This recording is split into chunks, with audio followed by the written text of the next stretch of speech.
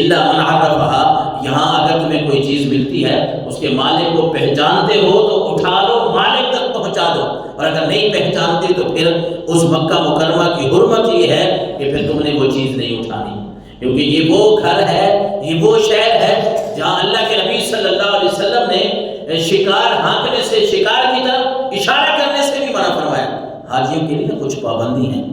صرف یہ خوشی نہیں ہوتی کہ بھائی ہم اللہ کے گھر جا رہے ہیں، حج کریں گے، فلاں ارکان ہم نے طواف کرنا ہے، صفا مروہ کی سعی، عرفات، منی، مزدلفہ وہاں جائیں گے، صرف یہ نہیں ہے بلکہ احرام جب باندھا جاتا ہے اس کی پابندیاں ہیں، پھر خوشبو نہیں لگا سکتے، پھر جو ہے وہ جس طرح یہاں اس حدیث مبارکہ میں ہے، پھر کوئی خاص پوچھ نہیں کٹ سکتے، پھر آپ جو ہے ناخن نہیں اتار سکتے، پھر بال نہیں کٹوا سکتے جب تک احرام میں ہیں، پھر کسی کو شکار کی طرف اشارہ نہیں کر سکتے، خود شکار نہیں کر سکتے۔ تو ان باتوں کے احکامات جو ہیں یہ اللہ اور اس کے رسول کے ہیں۔ حضرت عبداللہ بن مسعود فرماتے ہیں رسول اللہ صلی اللہ علیہ وسلم نے فرمایا جن کو اللہ نے یہ موقع عطا فرمایا ہے تو اللہ کا فضل نہ، جس کو بھی وہ بلا لے اس کی مرضی ہے، اللہ کے فضل سے ہی بندہ جاتا ہے، پیسے سے تھوڑا جاتا ہے۔ پیسے تو اب بھی حج کے لیے جو لوگ گئے ہیں جن کے اوپر حج فرض ہے، صرف کوئی وہی لوگ تو نہیں ہیں جو چلے گئے ہیں، باقی بھی سینکڑوں لوگ ایسے ہو گئے جن کے اوپر حج فرض ہے لیکن ان کو توفیق ہی نہیں ہوئی کہ ہم درخواست دیں، ہم بھی اس طرف سوچ لیں۔ لیکن یہ کتنا بڑا ثواب کا کام ہے۔ تاجدار کائنات صلی اللہ علیہ وسلم نے فرمایا تابعوا بین الحج والعمرہ، کہ حج اور عمرہ کیا کرو، حج اور عمرہ کرو، فإنهما ينفيان الفقر والذنوب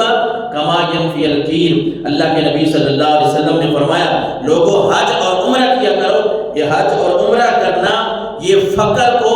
اور گناہوں کو ایسے مٹا دیتا ہے جس طرح لوہے، سونے اور چاندی کے زنگ کو بھٹی میں اگر ڈالا جائے، آگ کی بھٹی میں لوہے سے وہ زنگ کو دور کر دیتی ہے، وہ سونے چاندی کو صاف کر دیتی ہے۔ اللہ کے نبی نے فرمایا جب تم حج اور عمرہ کرو گے اللہ تمہیں گناہوں سے اسی طرح پاک اور صاف فرما دے گا۔ فرمایا تمہارا فقر ایک نا سورہ بقرہ کی آیت کا خلاصہ ہے۔ اللہ کے نبی صلی اللہ علیہ وسلم نے فرمایا، قرآن مجید میں بھی یہ بات آئی، سورہ بقرہ کا حصہ ہے آیت مقدسہ کا، کہ اللہ تعالیٰ فرماتا ہے کہ تمہاری لا علمی یا ناقص علمی، تھوڑا علم کی وجہ سے نا، بعض دفعہ یہ ہوتا ہے کہ بندہ اپنی لا علمی یا ناقص علمی کی وجہ سے نا، تھوڑے علم کی وجہ سے کچھ چیزیں اپنے لیے نقصان سمجھتا ہے لیکن وہ اس کے لیے فائدہ مند ہوتی ہیں۔ جس طرح جہاد کے بارے میں اللہ نے فرمایا کتب علیکم القتال وهو کرہ لکم وعسى ان تحبوا شیئا وهو شر لکم، کہ اللہ نے جہاد تمہارے لیے فرض کیا، حالانکہ یہ تمہیں شاید ناپسند لگے،